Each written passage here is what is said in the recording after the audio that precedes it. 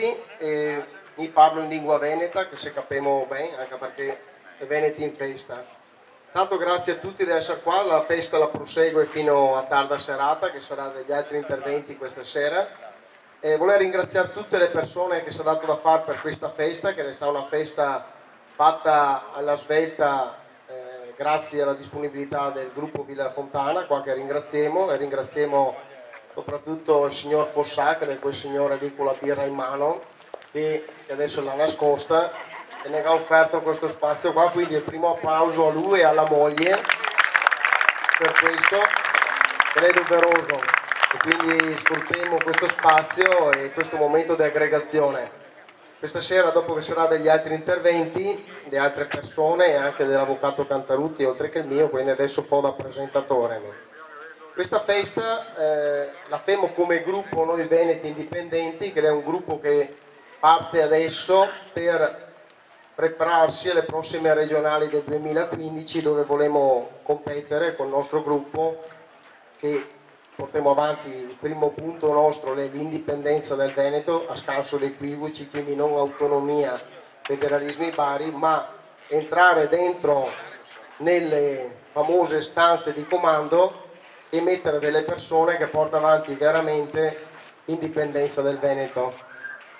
Che persone che è d'accordo, persone che è meno d'accordo, però mi dico bisogna provarle tutte quante le strade, quindi star lì a criticare e a dire la mia strada è più giusta della tua, mica do un applauso a tutti quelli che si dà da fare, magari noi è mia la strada mia, però dobbiamo provarle tutte quante, anche perché malgrado le rassicurazioni del nostro, anzi del loro, perché non è mio e neanche nostro, Presidente del Consiglio Renzi, che lo sentì oggi, che parlava, che diceva che lui non le mia andare a Cernobbio, le andà a inaugurare una fabbrica nuova di Brescia, perché l'ha detto vado dove c'è il lavoro. Il problema è proprio quello, infatti. Renzi ne sta dicendo che lui non fa mia parte di questa categoria dei politici, e infatti Renzi le sta paracadutà da Marte, sa benissimo che lui non fa mia parte di questa nomenclatura. Voleva fare una vignetta, mi sa l'evoluzione dell'uomo, che è quello da quando camminava a quattro zampe e dopo si diventa Homo sapiens. Infatti lì la prima categoria di questa evoluzione di Renzi potremmo mettere benissimo Gramsci, dopo potremmo mettere Berlinguer, dopo potremmo mettere D'Alema, potremmo mettere Andreotti, potremmo mettere dopo si mescola con la Pindi e viene fuori Renzi. Infatti Renzi non è nuovo, cioè lui non ha mai fatto parte di questa categoria dei politici, lui è un nuovo, cioè lui viene da, adesso ripeto, casca dall'alto, lui non è mai stato dentro alle fila di D'Alema, lui è questo qua, ma non è mia una critica per questi, lei è una classe politica e dei partiti che ne ha portato a questa situazione che siamo adesso. Quindi dico, e mi lo dico sempre, non è mia la colpa della classe politica, la colpa è sempre sta nostra, che negli anni dove tutto andava bene avevo permesso a queste persone di far, anzi più che di far, di desfar, e di arrivare a questa situazione economica disastrosa. Vi ricordo che l'Italia è già fallia, quindi quando che vuol mia un bravo medico, ma che vorria solo un prete che dà la benedizione, sto morto qua, e noi altri dobbiamo lottare per forza per riprendersi quello che ne è stato tolto esattamente 147 anni fa, che è la nostra dignità e libertà della Serenissima. Quindi siamo qua per quello. Non è mio un discorso storico e vecchio, ma le carte in regola per parlare di indipendenza che abbiamo, perché in tutta Europa che movimenti indipendentisti, che in Spagna, in Catalogna, che in Scozia, che la sta facendo un referendum per l'indipendenza, che nelle Fiandre, quindi che è la riscoperta dei popoli, perché questa Europa qua la rappresenta solo una categoria economica finanziaria gestita dalle banche, che sta portando allo sfascio tutto quello che i nostri padri e i nostri nonni hanno costruito nei secoli. E infatti il Veneto è una terra ricca, una terra che ha dato tanto e che può dare tanto, però purtroppo che abbiamo queste catene che si chiama Italia, che si chiama burocrazia e che ne soffoca, ma che ne parleremo più stasera. Adesso gli incontri, facciamo fare degli interventi a delle persone, che è giusto, persone che si sta avvicinando, quindi non mia politici di professione, ma è persone che vive e che lavora nel Veneto, che si sta avvicinando a questo per dare la propria testimonianza di quello che siamo riusciti a fare, anche per presentarsi alla gente, perché dobbiamo far capire alla gente che noi siamo persone normali, persone che lavorano, ma adesso volemo, non chiediamo più, non si affidiamo più, non si mettiamo più nelle mani dei soliti politicanti che finora hanno prodotto disastri e basta, e quindi mi dico, è ora di finirla di lamentarsi della classe politica che abbiamo avuto, e se invece di continuare a lamentarsi e di scrivere su Facebook contro, le ore che scendiamo noi altri nelle strade, che mettiamo la nostra faccia e soprattutto se mettiamo in gioco. Dopodiché, ripeto, quando saranno le regionali, noi altri corremo per vincere, perché stiamo costruendo un bel movimento che si aggrega molti altri gruppi veneti. Dopodiché sarà il popolo che sceglierà. Se il popolo vuole restare in questa situazione e vuole continuare a soffrire e a vedere fabbriche con scritto vendersi o affittarsi fuori, la scelta le farà la gente. Quindi non siamo mica qua per fare una scelta di vita o di morte. Noi altri ci mettiamo in gioco anche da questo punto di vista qua, che mettiamo le nostre facce, che mettiamo il nostro tempo da qua alle regionali, e quello che succederà succederà tranquillamente, senza, mettendosi anche il cuore in pace. Quindi passo la parola adesso a Michele Garzon de Veronella, che è il sindaco di Veronella, e fa un saluto anche lui di questo. Ciao a tutti, grazie Lucio, buonasera. Sì, che manca arrivata. Sono Veneto, mi dice che il cognome tradizionale finisce con le N, no? Io sono Garzon, mia mamma è Garbin, quindi per sei Veneto di me, penso che sia pochi. Sono un po' emozionato, non nascondo, ma non perché non sono abituato a parlare davanti alla gente e vedere tutte queste bandiere che mi emozionano. Dunque, essendo sindaco, vi spiego un attimo un po' com'è la situazione, giustamente, che dobbiamo partire anche da qua. Perché non so che voi altri che si qua non come a fare convinti, si sei convinti di me, però è giusto un po' sapere come stanno andando le cose veramente, perché stanno andando molto male, e che quindi stasera, domani, quando si è a mangiare dai parenti, la piaranno ancora ora, però più avanti al bar, a spiegare veramente come la sta. Allora, ieri sera ho fatto il consiglio comunale, ho approvato il bilancio di previsione, siamo a settembre, approvare un bilancio di previsione a settembre o da piangere o da ridere, dipende da come te la vedi. Una volta si approvava i primi mesi dell'anno, io addirittura li approvavo fino a qualche anno fa a fine dicembre, in modo da partire col tuo bilancio fatto già da gennaio. Naturalmente che mi dovesto deliberare le aliquote della Tasi e dell'IMU, no? Monti resta furbo che la volta, quando che ha scelto questa strada qua dell'IMU, si è inventata sta IMU. Perché ha detto, non altri che indichiamo la luna, però lui gli guarda il dito. Perché?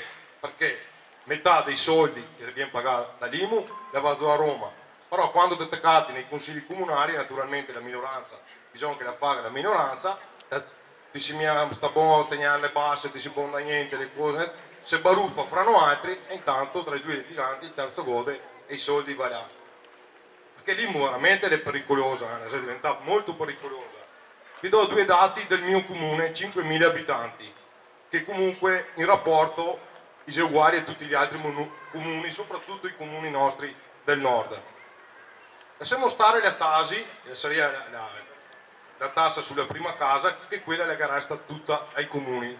Lasciamo stare chi la mette all'1, l'1,5, 2, chi picchi meno in base ai soldi che ha.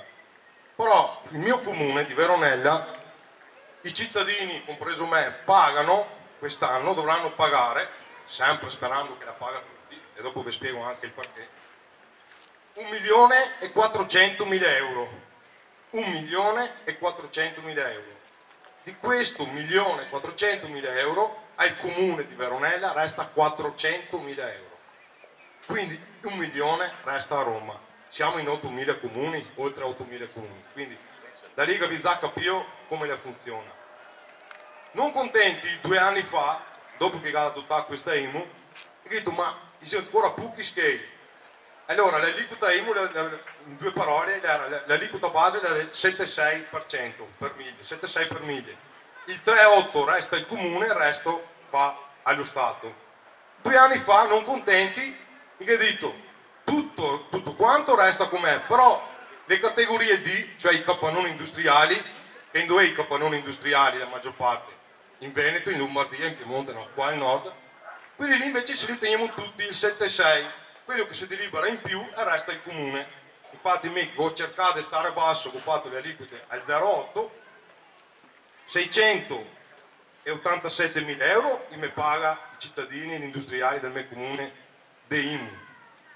Però è 0,4, quindi per arrivare a 0,8 i 58 mila euro resta al comune e 629 mila euro li va a Roma, ladrona. A Roma ladrona. Bravo. No. Il problema qual è? Che in questi 3 anni che siamo a fare questi sacrifici enormi, e dici vabbè, se c'è da fare questi sacrifici come li fanno altri in famiglia, no, che rinunciamo alla pizza perché vabbè rinunciamo per vedere da sistemare un po' i conti, cosa come. Forse è successo qualcosa, un'inversione di tendenza a dire vabbè, bisogna ripianarsi il debito pubblico, cosa. Invece cosa è successo? Che alzare le tasse in maniera, rivisto qua qui i dati, però il debito pubblico continua ad andare a 1000, continua a aumentare giorno per giorno, ora per ora. Quindi vuol dire che non andiamo in nessuna parte. Vi dirò di più. Se qualcuno non paga l'IMU delle categorie D, non paga l'IMU, che ha anche tutta a Roma, mettiamo un esempio pratico, se una ditta che dovrebbe pagare 100.000 euro, no? Mica una bella azienda grossa che fa batterie, però fa batterie, solo quella mi paga 80.000 euro col 0,8 all'anno, 80.000 euro. E temo che la va male, la fallisce, non paga questi 80.000 euro, quindi sono 80.000 euro che ne vai a Roma. Lui gli dice quasi mi arrivai 80.000 euro da quella ditta là, ti riscalo dal fondo di solidarietà, dai trasferimenti che dovrei darti e te trangi ti comune dopo farti gli accertamenti casomai a prenderli, quindi ti teccati l'anno dopo che per caso non li ho pagati, teccati che noi per deliberare queste aliquote star bassi siamo sul filo del rasoio e se cattiamo con 80.000 euro in meno intanto non possiamo mica chiudere il bilancio perché l'anno lì. E abbiamo un Artur 6 ma se sto qua che fario che ormai non viene più, c'è 80.000 euro che mi ho perso, però Roma si è tenuto dal fondo di solidarietà o dai trasferimenti, chiamiamoli come volemo. Ecco, questo per farvi capire che come ne sta fregando e perché, e dopo vieni giustamente perché se va sempre dal primo che capita, vieni a tirare la giacchetta, a Bastimane che io non ho altri sindaci, come avevo detto prima, tra i due litiganti, e il terzo uovo, il consiglio si baruffa.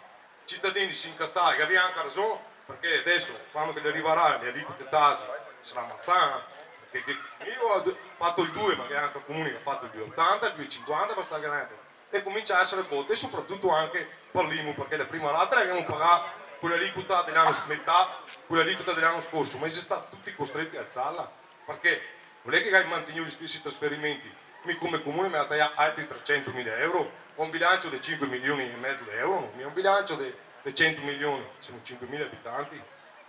Questo è giusto che la gente che lo sappia bene come funziona, non perché dopo non che fasi mia le parole al sindaco, per fare capire alla gente come ne sta inculando, cos'è il termine, perché questo qua sta veramente prendendo per i fondelli. Considerando che abbiamo usato tutto, perché 5 anni, adesso sono sul secondo mandato, da maggio, ho già 5 anni che sono sindaco, in questi 5 anni ho solo che tagliare i miei capitoli, però ormai siamo arrivati a un punto che non riusciamo più a tagliare, perché dobbiamo tagliare l'impossibile, cioè se tagliamo altri 1.000 euro rischiamo veramente, delle volte si dice, ma veramente di non riuscire più ad avere i soldi per stupare la busa, o se è il tetto un po' messo male su una scuola di non avere più soldi neanche, perché abbiamo già tagliato tutto, contributi, quello che capito a te, e siamo uguali tutti nella stessa situazione, tutti i sindaci, di Opean, di Conca Marise, di Vicenza, tutti. Questo è quel che riguarda il comune, la situazione dei nostri comuni qua, soprattutto qua in Veneto. Naturalmente i comuni del sud e altre hanno sempre le stesse leggi, però i numeri cambiano, perché mi ho provato a vedere con ragioniere mio di prendere un po' dei dati degli altri comuni, i trasferimenti che negati a stanno là è sempre la metà. Su comuni sempre più o meno da 5-6 mila abitanti, un comune come il mio, come quello di Veronella. Io sono a favore del referendum, siamo tutti a favore. Non capisco perché mi fanno fare, no? Cioè, non c'è scritto, questo è un pensiero mio, non c'è scritto da nessuna parte che la storia a un certo punto è legata a restare ferma. Io mi ricordo quando andavo a scuola, che la storia mi stava appunto le scatole, perché era da imparare 100.000 date, perché che l'anno è successo questo, l'anno dopo è successo quell'altro, l'anno dopo quell'altro, e sta un continuo cambiamento. Perché adesso non capite a cambiare niente che ha da restare così? Se 150 anni fa ne ha messo dentro con l'Italia, ora dire che me ne odo fra 80 anni che ha da studiare che dopo 150 anni i veneti si è rotto le scatole e che ha voluto cambiare e ritornare come era prima. Bravo! No. E Renzi, come tutti gli altri qua abbiamo anche una brava gelataia, abbiamo tutti i gelati che vuole, semmai a tutti i gelati che vuole, perché siamo stufi, va bene? Siamo veramente stufi. E il Veneto l'è riconosciuto come popolo, però si vede anche da certe, qui lo vedo anche da certe cose che siamo un popolo. Innanzitutto anche da suicidi purtroppo, perché tutti i suicidi che succede in Italia, però la maggior parte succede qua nel Veneto, perché noi che abbiamo ancora l'orgoglio, che abbiamo paura sempre di andare avanti la gente, di fare brutte figure, piuttosto preferiamo a suicidarsi piuttosto che incazzarsi o sbattersi nelle scatole come fa tanti altri. Però mi ho fatto caso che anche su altre robe abbiamo un DNA che ormai è millenario che fa sì che siamo diversi dagli altri. Ve lo dico con dei dati. Volontariato. Il Veneto siamo i donatori del sangue, qui che fa più donazioni del sangue, siamo i più iscritti all'AIDE. Sarà un motivo, no? Non è che siamo più bravi. Vuol dire che tutti quanti, anche se abbiamo in mente non lavorare, perché ne sempre vedo che abbiamo solo in mente lavorare, vadere, fare capannuni, deturpare il territorio, perché ricordate le cose, gli show che faceva a sinistra quando veniva qua, mi ricordo una mia amica che adesso è anche mio vice sindaco, andava a farmi capire il gruppo che con me, una volta che aveva il laboratorio come me dei pantaloni, abbigliamento, bisognava suonare il campanello, lì era una puntata di Rai 3, scritto chi sia, Rai 3, via ragazzi, via, veniamo a vedervi, perché voleva farne vedere che hai chissà cosa, no? Ora siamo i primi nel volontariato e anche come raccolta differenziata. Io ho fatto caso di numeri lampanti. Allora la media dell'Italia, la media italiana della raccolta differenziata è del 16,4%. Il Veneto, siamo i primi in tutta Italia, abbiamo la media del 67%. 67%. Già la Lombardia, che sono i nostri qua cugini, il 18,8%. Cioè si capisce già che è qualcosa di diverso come mentalità, no? L'unico che si avvicina è il Friuli con 50, che comunque è la storia. Il Trentino il 34%, come stiamo andando in Sicilia 1,5%, Calabria 1,5%, Toscana 9,4% e la Val d'Aosta addirittura 0%. Dopo non mi interessa niente, mi fa differenziare. Tanto questa è differenziata, oltre che per il discorso dell'ambiente e del territorio, è normale che più ti differenzi, più ti riesci a prendere i rifiuti, quindi ti incassi e ti riesci. Quindi, infatti, come comune sono sulla media del Veneto, perché quest'anno abbiamo chiuso il 2013 con il 67% e siamo sempre in crescita perché vogliamo arrivare al 70-75% e piano al 67% perché continuiamo a raccogliere le immondizie che ne ha in giro certa gente tutti i giorni e allora quella è disponibile alla raccolta perché naturalmente la semista e allora abbassiamo la percentuale, se no sarissimo tranquillamente 80 perché mi fa diverse riunioni per la differenziata che gente maniacale, siamo maniacali anche su queste robe.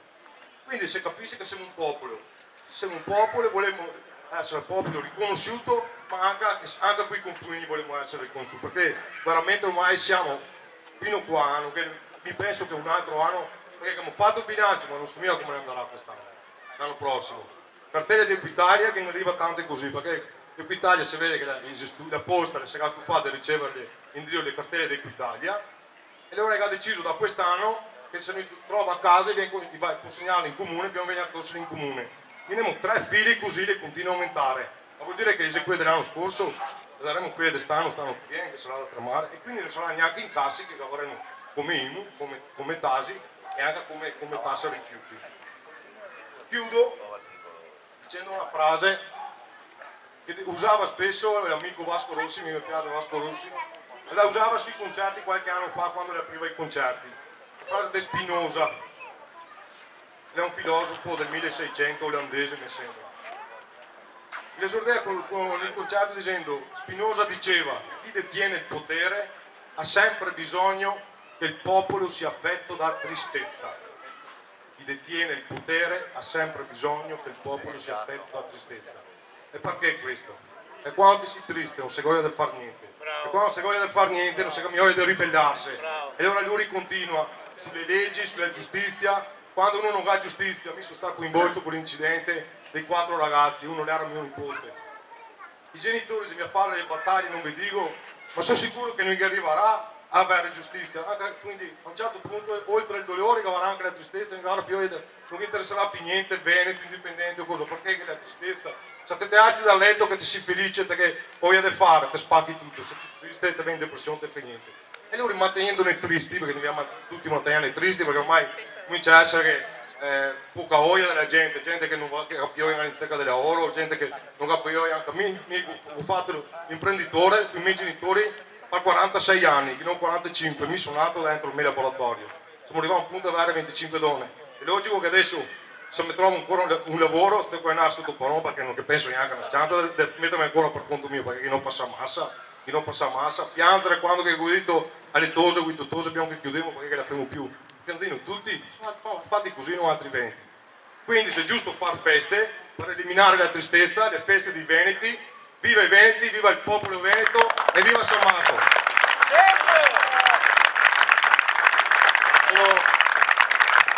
Allora, Filippo Roman del Montagnana, che ne dà politico da 50 anni, arranca te. Certo, certamente.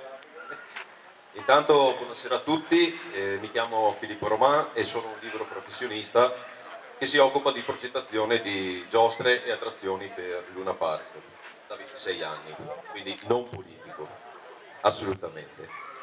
Anche perché comunque politici italiotti meglio lasciar stare. Intanto vorrei ringraziare gli amici Lucio Chiavegato e l'avvocato Cantarutti per avermi concesso l'opportunità di portare una testimonianza positiva su cosa noi veneti siamo capaci di fare e quanto siamo bravi a far conoscere e portare i nostri prodotti in tutto il mondo. L'industria dei parchi divertimento coniuga fantasia e tecnologia, lavoro e arte. Le principali aziende sono venete e dislocate prevalentemente nella zona di Bergantino e Melara, provincia di Rovigo. In Europa e in particolare in Italia, sottolineo Italia, abbiamo e viviamo tensioni dovute a scelte molto spesso scellerate da parte dei governi che nel corso degli anni ci hanno portato sull'orlo del baratro. La realtà sinceramente è sotto gli occhi di tutti noi. Aziende che quotidianamente chiudono e purtroppo molti suicidi dovuti alla crisi. In questa, chiamiamola così, disastrosa situazione, il settore della giostra ha reagito positivamente, cambiando profondamente strategia, cercando quindi di unire le forze, condividere le proprie conoscenze, creando idee nuove e rivolgendosi a quei mercati che per molti aspetti sono lontani da noi. Mi riferisco in particolare ai paesi arabi ed estremo oriente. L'Unione ha generato una forza tale che tutto il nostro settore è stato, diciamo, marginalmente colpito dalla crisi. L'Unione ha saputo fronteggiare positivamente qualsiasi ostacolo, mantenendo viva in tutti noi la voglia di guardare al futuro con fiducia e consapevolezza delle nostre capacità. Ora si esportano giostre, nel nostro settore, in paesi mai raggiunti, dove magari, se vi faccio qualche nome, nessuno conosce l'esistenza. E questo è uno dei punti forti di noi veneti. Non voglio assolutamente riempirvi la testa di numeri, statistiche, percentuali e quant'altro, ma solamente portare alcuni dati a conferma proprio del trend positivo che ha questo settore. Nell'anno considerato il peggiore nell'economia mondiale, quantomeno da 60-70 anni circa, a questa parte, il 2009, il settore della giostra ha accusato un pesante meno 20%. Ma nel corso del 2010 ad oggi abbiamo arrestato la flessione e i segnali di crescita per i prossimi anni sono molto positivi.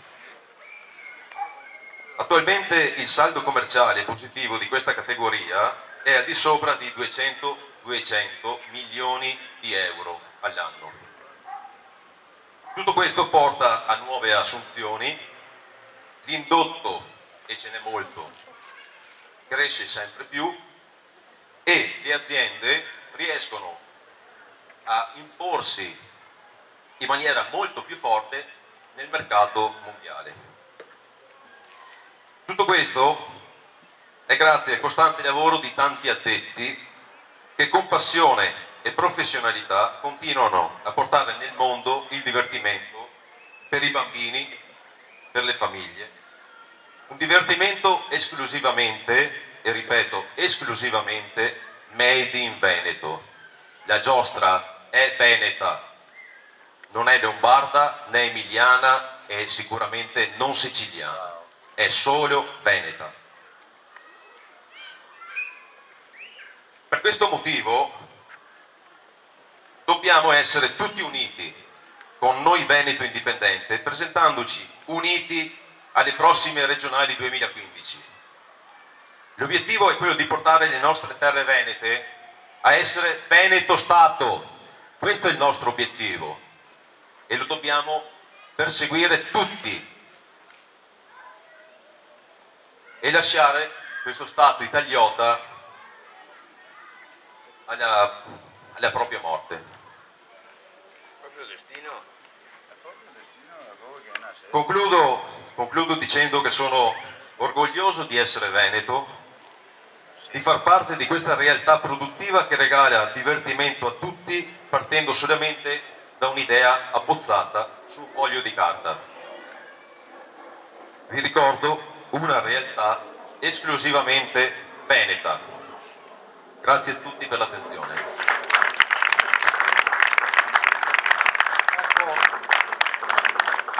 una testimonianza di uno dei tanti imprenditori che, se fosse in competizione con gli altri in un paese dove si può lavorare, noi in un paese dove c'è il 70% delle tasse, riusciremo sicuramente a fargli capire alla Merkel che noi altri dei tedeschi non abbiamo mia paura. La parola che la passo adesso a Geremia Agnoletti, che è quest'uomo qua, e se conosciamo da qualche decina d'anni, qualche multiplo di decina d'anni dell'IFE. Saluto anche Fabio Padovan, che è arrivato, che è il fondatore della LIFE, l'anno scorso non lo noté mia malché, e Geremia Agnoletti che ne dà una parola per l'IFE e sentiamo un attimo cosa ne dice. Beh, buonasera a tutti. Ma mi mette vicino alla bandiera così le fotografie e vi meglio. Sono più fotogenico vicino alla bandiera. Va bene così? Fatta la fotografia? Io mi domando, ma voi siete tutti qua perché ormai si incazzati con l'Italia e vuoi finalmente liberarvi e diventare uno Stato veneto. Ma tutti quelli che non è qua, chi è là fuori da quel muro, chi è in centro, chi è a Verona, cosa hai da partire per venire qua incazzati come noi altri? La mia storia comincia più o meno 25 anni fa, mi ferma una pattuglia di finanza e mi cazza una multa perché manca un timbro su una bolla da consegna. Era 20 bolle, tutte compagne, tutte con la stessa firma, tutte con la stessa targa, ma girando le pagine che non salta una, mancava il timbro, si fa una multa. Mi sono incazzato, perché non era nessuna evasione, non mancava niente in macchina. Quando io che mi sono reso conto che è un'Italia occupante e un Veneto boenton che paga e basta. È successo qua a Verona, 20 anni fa, un aereo parte da Verona, i primi imprenditori che andavano in Romania a delocalizzare, se vi ricordate, in pieno inverno, con le ali inciassate, casca dentro su una vigna, appena di qua, tutti morti. E mi guardo la televisione, che era Rai 3, che dovrebbe essere la Rai di Venezia, Rai del Veneto. La giornalista non parla veneto, non vi dico dove perché sennò fa che sia il solito Magnateroni, però non parla a Veneto sicuramente. Poi sta giornalista la va a intervistare il capo dei vigili del fuoco, ma non parla a Veneto. La va a intervistare il direttore dell'aeroporto che non parla a Veneto, il direttore della sicurezza che non parla a Veneto, il responsabile delle indagini che non parla a Veneto. Io su Rai 3 un casino che le è successo a Verona e nessuno di tutti questi direttori da 10 milioni di stipendio al mese parla a Veneto.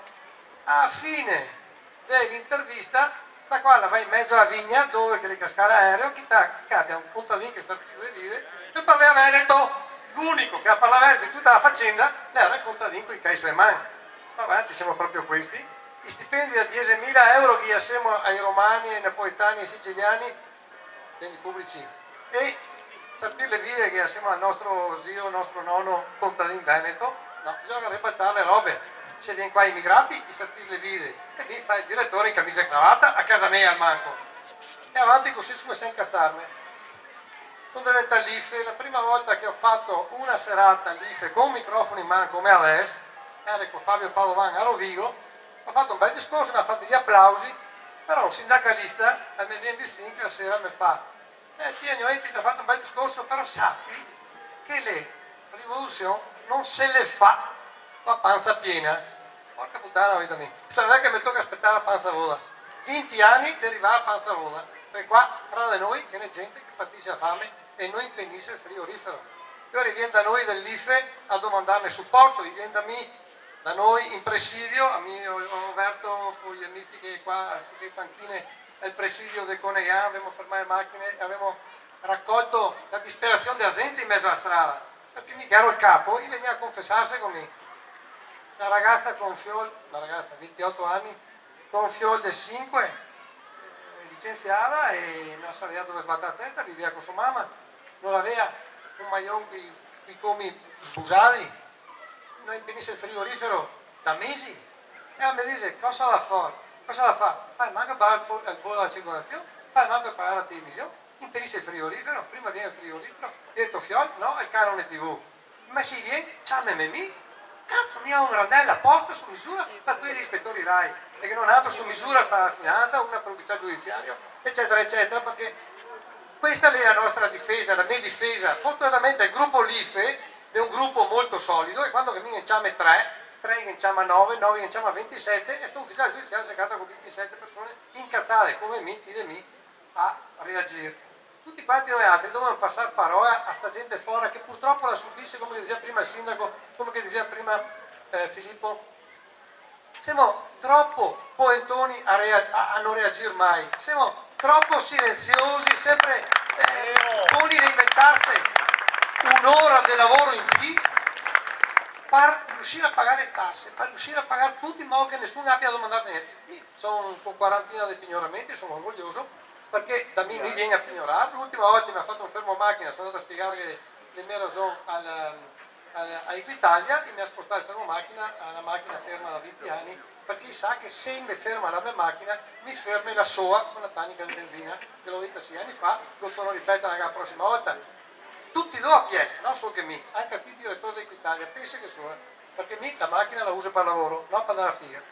Detto questo, si arriva a questi giorni qua che finalmente pare che i veneti si abbia messo in moto in massa, purtroppo in massa anche partiti, perché ognuno è più bello che altro, più bravo che altro, se fonda un partito su misura, neanche. E sono fondato un partito su misura mio, unico iscritto, unico presidente, unico tesoriere, sono tutti me. Così non fai baruffa con il consiglio di amministrazione.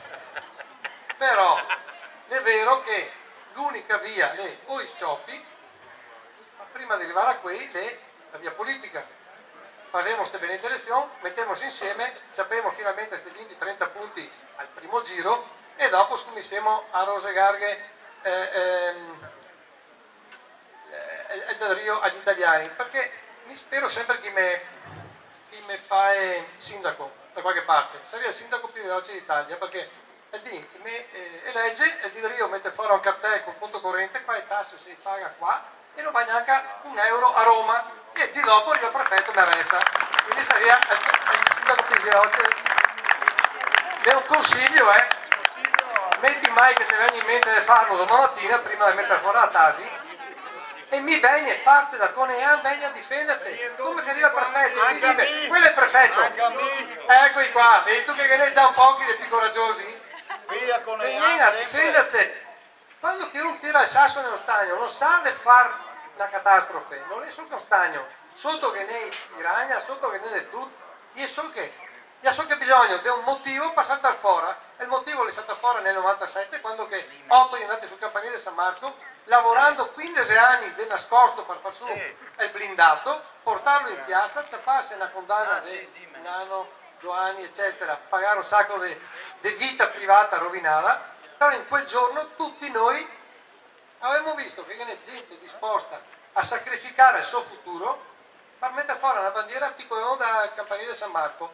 In quel momento mi sono reso conto di essere popolo veneto e non soltanto un cittadino di questa terra incazzato contro l'occupante. Grazie a tutti. Grazie Jerry.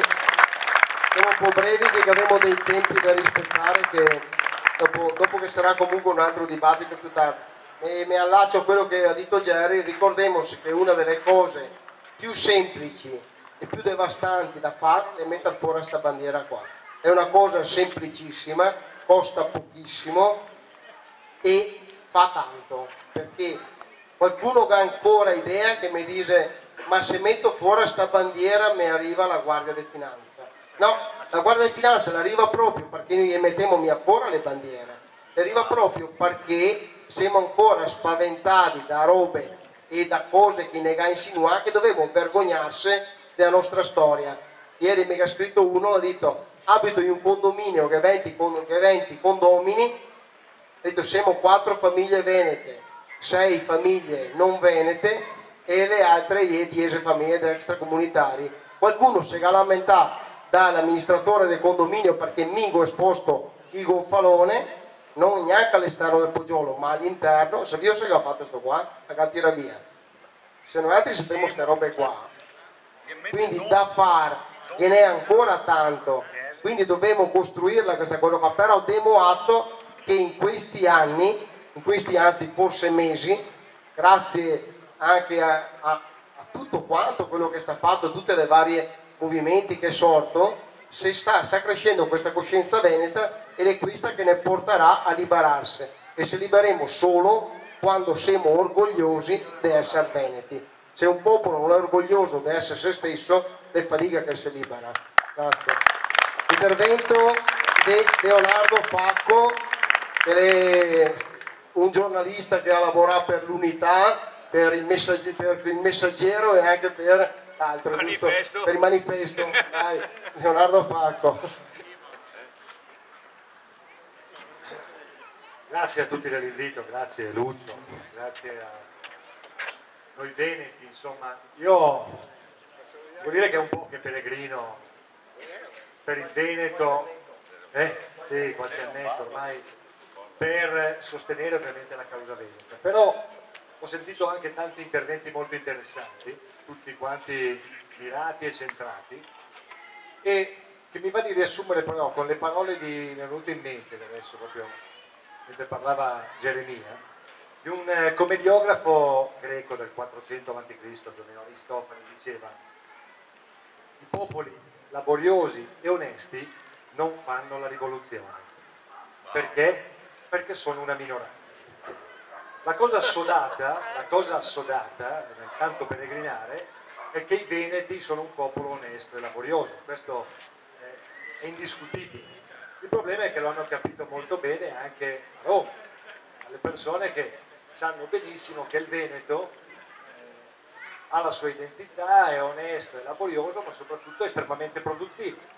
E, signori miei, io discutevo prima con l'avvocato Cantarutti, no? Mentre parlavamo a Venix Radio, facevamo un piccolo dibattito sull'importanza di 2 pilastri per raggiungere l'indipendenza veneta.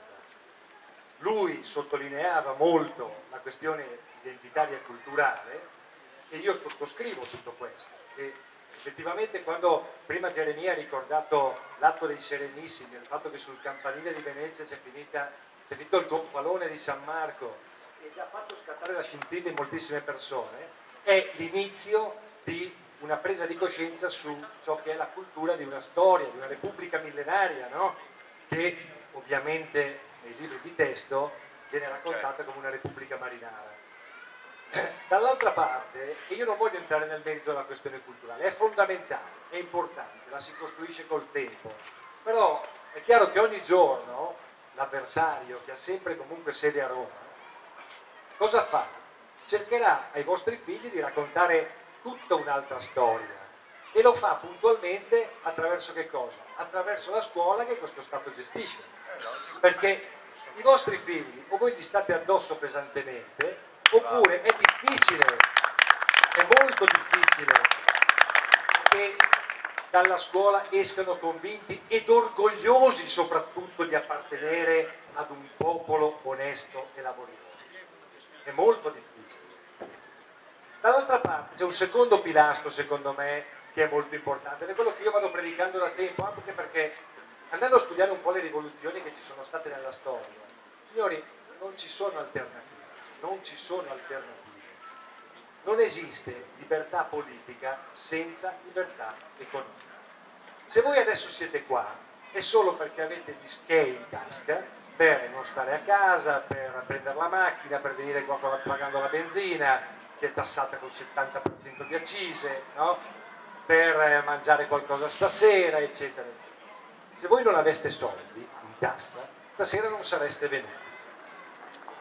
E allora una delle cose di cui bisogna prendere coscienza e capire che è fondamentale per combattere quella che io chiamo la schiavitù è la schiavitù fiscale alla quale il popolo laborioso e onesto veneto, ma anche lombardo, io vengo dalla Lombardia, ma anche piemontese, ma anche friulano, anche se essendo regione a statuto speciale stanno un po' meglio, siamo continuamente sottoposti. L'altro giorno parlavo con un amico che ha iniziato a lavorare 2 anni fa, ha aperto l'attività, ha fatturato il primo anno 87.000 euro. 87.000 euro. Sapete quanto ha pagato alla fine della torta? L'84,2% di tasse. Cioè, ma in quale mondo una persona può vivere, sopravvivere e combattere per la libertà quando è costretto a lavorare 12 ore al giorno, 13 ore al giorno, per dare l'84% a coloro che poi vi colonizzano, vi sfruttano e vi dicono che è vergognoso dirsi veneti? Questo è inaccettabile e senza ombra di dubbio anche su questo pilastro bisogna lavorare, bisogna prendere coscienza. Io non ho la soluzione, io dico sempre che io non ho la verità in tasca, ho la libertà in testa, però ce l'ho ben chiara. E senza ombra di dubbio la libertà in testa significa poter scegliere nella vita quello che si vuole fare. E oggi noi non siamo più nelle condizioni di scegliere. Abbiamo molto grasso che cola effettivamente, ma non siamo più nelle condizioni di scegliere. Ci stanno veramente riducendo in una situazione di schiavitù e a questa schiavitù bisogna ribellarsi. Ora, sarà la via politica quella giusta da perseguire? Sì. Anche quella bisogna provare, anche quella, perché è fondamentale cercare di capire se il popolo onesto e laborioso ha voglia, una volta per tutte, di confrontarsi con i suoi simili, onesti e laboriosi, e capire se c'è la possibilità, visto che si vive in quella che chiamano democrazia, di cominciare a contare qualcosa a Palazzo Ferrofino. Provare a far sentire, così come si è alzato il vessillo nel maggio del 97, se in regione ci si presenta con il 20, come diceva Geremia, il 30% di consensi, sicuramente succede qualcosa. E poi bisogna essere orgogliosi e ricordare quello che sta anche succedendo in giro per l'Europa, perché in Europa stanno succedendo cose molto interessanti, anche se in Italia ne parlano distrattamente. Io ho fondato un nuovo giornale, si chiama Miglio Verde, e mi occupo di queste tematiche. Ci sono due questioni importanti per i veneti che vanno seguite, divulgate e raccontate.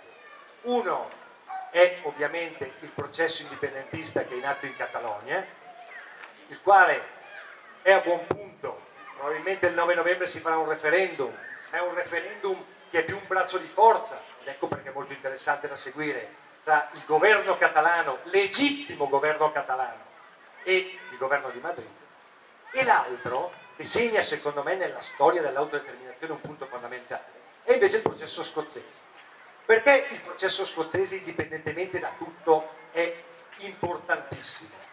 Perché in Scozia abbiamo assistito a un fenomeno che è il popolo scozzese rappresentato dallo Scottish National Party, che si è seduto al tavolo con il governo inglese che oggi gestisce giuridicamente il territorio scozzese, e hanno deciso che il popolo va consultato. Questo è un punto fondamentale. Magari i sì in Scozia non vinceranno, magari. I sondaggi sono lì e lì, io mi auguro che vincano ovviamente, perché sarebbe ancora più dirompente. Ma la cosa importante, la cosa sulla quale, e lo dico proprio a chi fa politica, che ha scelto la via politica, è rimarcare questo concetto: dal referendum scozzese non si torna più indietro. Un po' quello che è accaduto ad esempio in Canada con i québécois. Da là non si torna più indietro. In Quebec hanno fatto un referendum per l'indipendenza, lo hanno perso, lo rifanno. In Scozia fanno un referendum per l'indipendenza, lo vinceranno, lo perderanno, non lo sappiamo, ma lo perdono, si rifà, perché ormai è legittimato l'istituto. E nel partito politico che state portando avanti, questo dovete metterlo davanti, ricordarlo ogni volta che vi presentate a discutere con chi ritiene che l'Italia è una e indivisibile. Io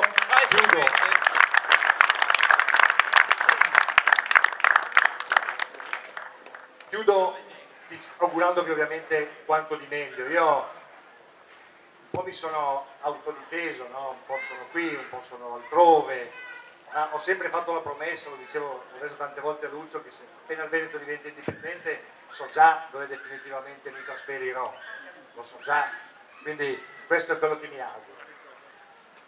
Però dico una cosa a tutti quanti, io cito sempre un autore, si chiama Paul Valéry. Valéry diceva che la politica a volte, anzi molto spesso, è l'arte di evitare che la gente si occupi delle cose che lo interessano. Ecco, forse i Veneti hanno commesso, i Veneti ma i Lombardi, solo che la Lombardia ormai è una landa quasi persa, mentre in Veneto c'è veramente quel senso identitario che da noi non c'è. Ecco, io dico ai Veneti questo: se siamo arrivati a questo punto è anche perché ci siamo dimenticati di tenere alto il bersaglio, ci siamo dimenticati di occuparci delle nostre cose, ci siamo dimenticati troppe volte del fatto che ci siamo diventati benestanti e siamo onesti e laboriosi, è perché l'abbiamo fatto da sé, siamo stati capaci di fare da sé. Ecco, torniamo a rimettere questa cosa al primo punto di ogni programma politico: cominciare ad occuparsi delle proprie cose, perché non c'è assolutamente bisogno che nessun troglodito mentecato eletto nel Parlamento italiano decida della vita, che ne so, di un imprenditore veneto come quello che sentivo prima parlare delle aziende che esportano nel mondo. Cioè, Renzi, per dirla con Sturzo, non è in grado di governare o di gestire nemmeno la bottega di un ciabattino. Ok? Forza Veneto! Ultimo intervento, che dopo facciamo la pausa per il risotto, che sarà l'estrazione, dopo che è l'ultimo e l'altro dibattito più tardi. Grazie a Leo, le parole di Leo è sempre giuste e belle, anche lui che ha perso un po' la speranza mi ha detto: Leo, mi fa l'ultima prova, proviamo che questa, perché le 20 anni e anche a me con una famiglia, perché quando ti parli con la gente ti dice con famiglia, con lavoro, anche a me con famiglia lavoro, però qua stiamo perdendo le famiglie e anche il lavoro, perché siamo qua che siamo dentro a sperare che gli altri li pagano. Non è più ora di delegare, ma è ora di far noi altri, perché non possiamo mica continuare a lamentarsi di avere una classe politica ladra, corrotta, e dopo noi altri quando le ora non andiamo mia perché abbiamo vergogna, diciamo che noi altri non siamo mia quei delle careghe, no, dico noi altri siamo quei delle careghe, ma andiamo dentro e gli spacchiamo in testa le careghe a qualcuno, perché le ora che questa classe politica la si sposta, gli è sempre quei riciclati, i Cambia,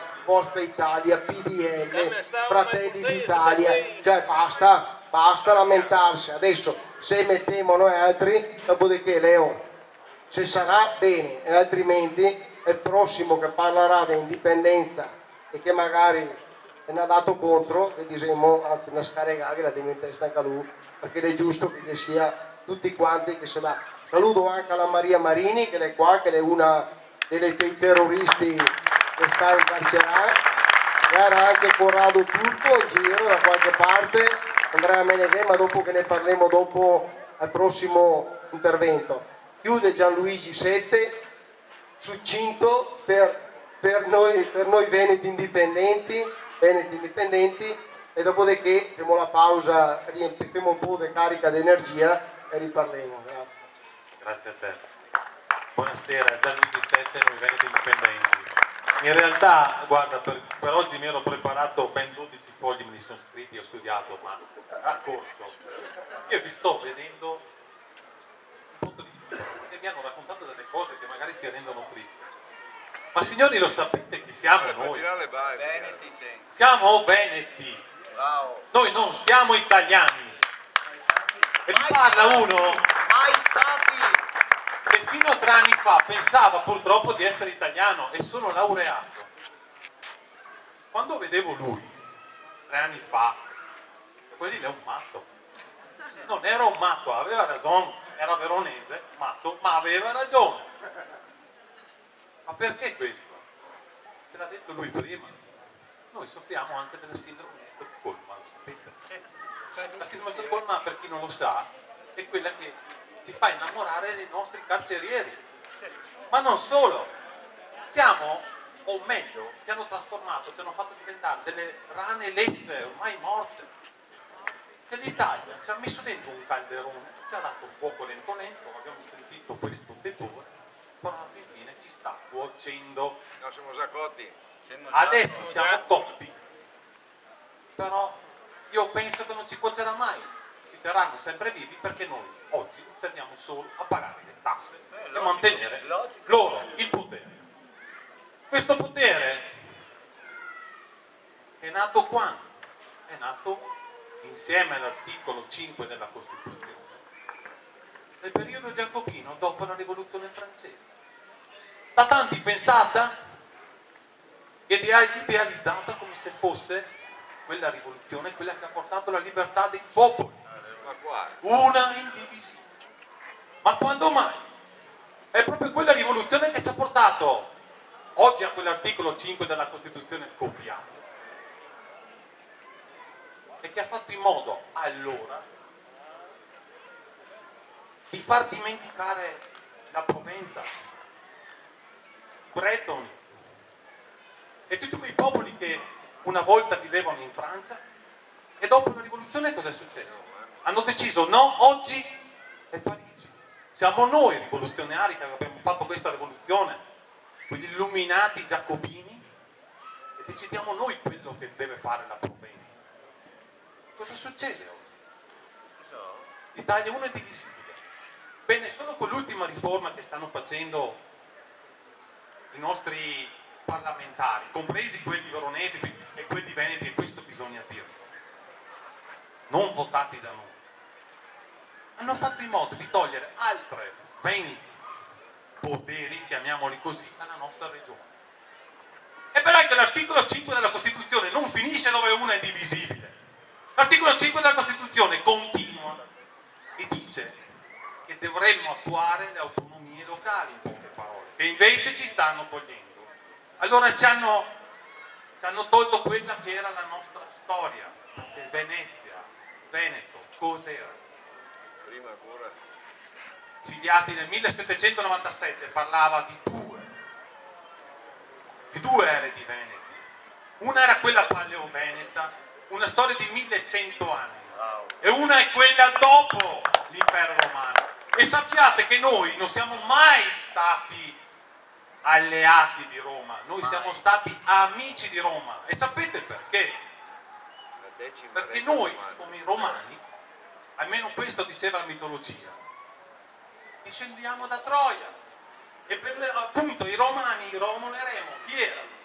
E per avere la stessa provenienza noi eravamo amici. E dopo ci siamo un po' romanizzati. Però Tito Livio veniva preso in giro a Roma, storico dell'impero romano, perché era la parlata veneta. Oh, che strano. E quando è nata Venezia, dopo la caduta di Roma del 476 nel 421, già esisteva una città lagunare, che era Venezia. Però anche questo mito di questi 50 anni dove Venezia è diversa dal Veneto, non è così. Venezia è stata costruita e fatta da veneti che vivevano a Treviso, a Udine, a Aquileia, ad Altino, e se ci pensate bene anche da veronesi. Perché? Perché qui i paleoveneti nella nostra zona, dopo le alluvioni, dopo l'era glaciale, era piena di laghi. E dove vivevano i paleoveneti? Su delle case fatte su palafitte, legno dentro l'acqua. Su cosa è costruita Venezia? Su pali di legno. E allora vuol dire che anche i veronesi erano e facevano parte di quelli che hanno costruito Venezia. Siamo veneti e questo se l'hanno fatto dimenticare. Il respiro che ha avuto Venezia nel Medioevo, quando Roma, caduto l'impero, era diventato un paesino medievale.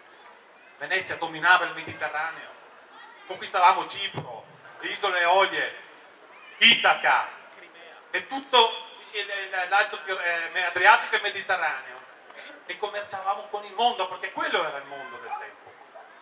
Si parlava nel linguaggio marinaio, era la lingua veneta, la lingua come oggi è l'inglese in Italia. E questo noi siamo, non dimenticate, non dovete essere affranti, bisogna dirlo al mondo, dobbiamo uscire e dirlo che noi siamo veneti, dobbiamo svegliarci, diventeremo l'indipendenza, ci arriveremo in 4 e 48. È questo che dobbiamo fare. Noi abbiamo costituito un partito, è brutto dirlo, ma un movimento, perché? Perché ancora ad oggi là dentro in quelle stanze ci sono delle persone che sono governate da Roma. E invece ci saremo noi là dentro.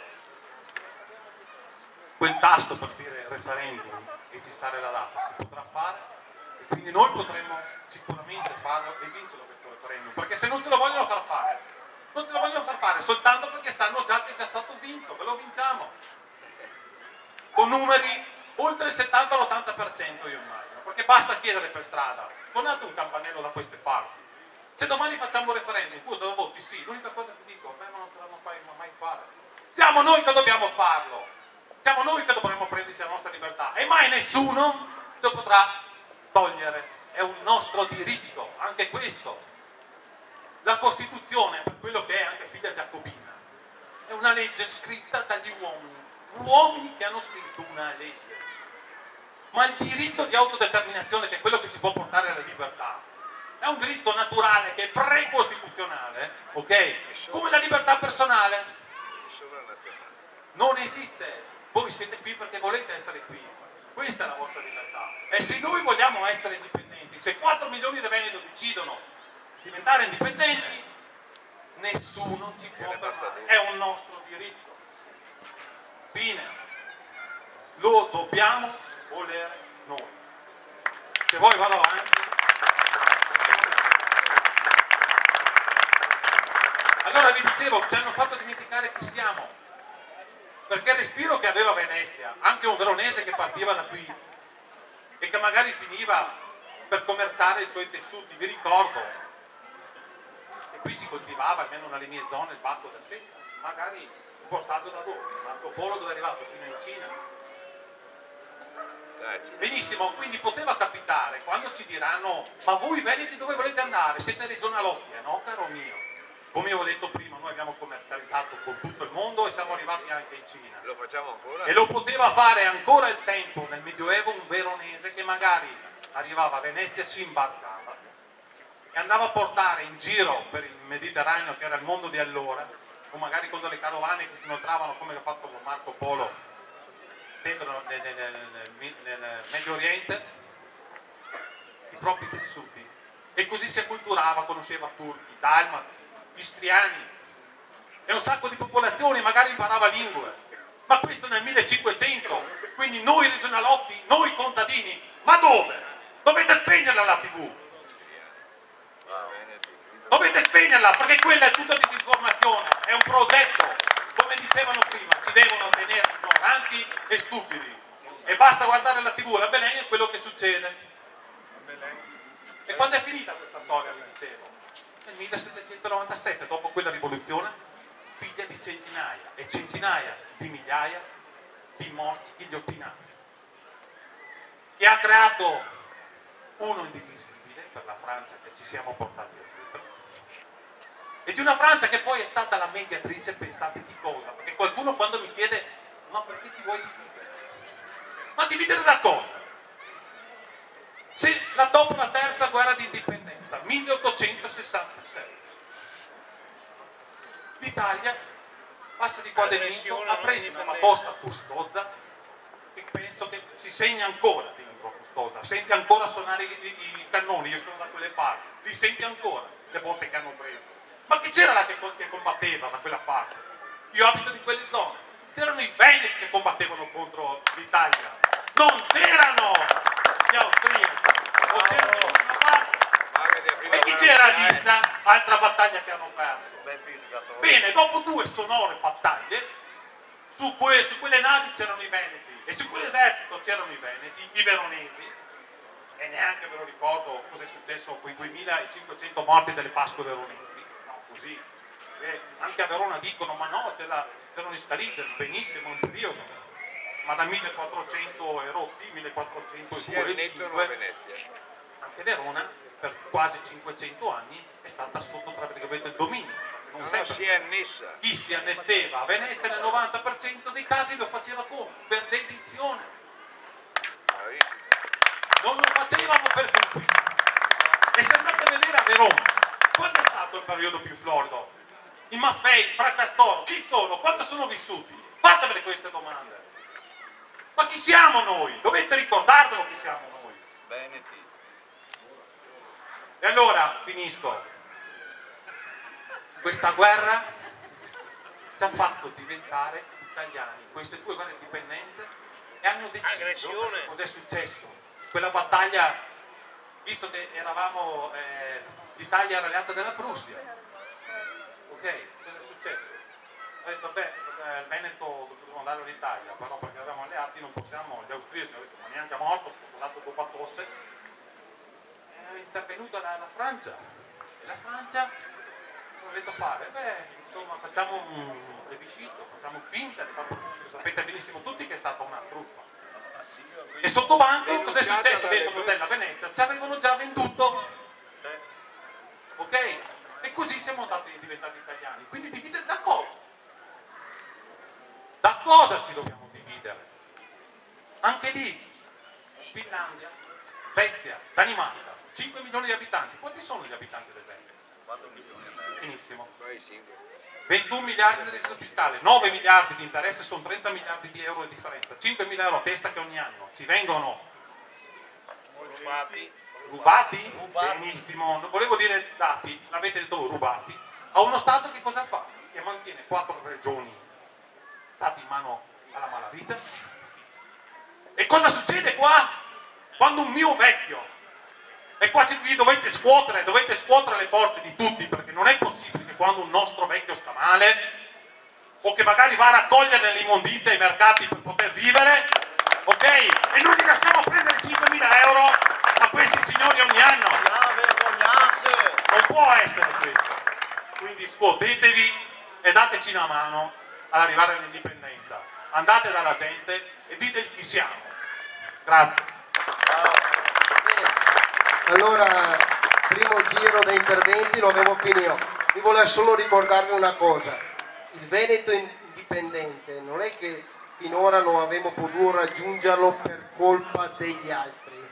Quindi, quello che ha detto Gianluigi, è vero, che delle situazioni in questa penisola che è diverse, e delle regioni che vive molto diversamente da noi altri, ma noi altri adesso dobbiamo concentrarsi sulla nostra terra, perché per anni sta spostando il problema, i nostri problemi e sta imputando ad altri. Invece la nostra situazione l'è solo perché noi altri l'abbiamo accettata e non abbiamo fatto niente. Quindi lasciamo stare le altre regioni che hanno problemi e pensiamo alla nostra terra, pensiamo a cosa che abbiamo, alla ricchezza che abbiamo qua, al popolo che abbiamo qua e le altre persone e gli altri popoli chi si sveglierà dopo. Quindi basta caricarsi dei problemi altrui, lavoriamo solo per liberare la nostra terra ed è quello che volevamo fare. Grazie. Adesso andiamo là, mangiamo qualcosa e dopo ritorniamo più tardi. Grazie a tutti. Partera per Marco!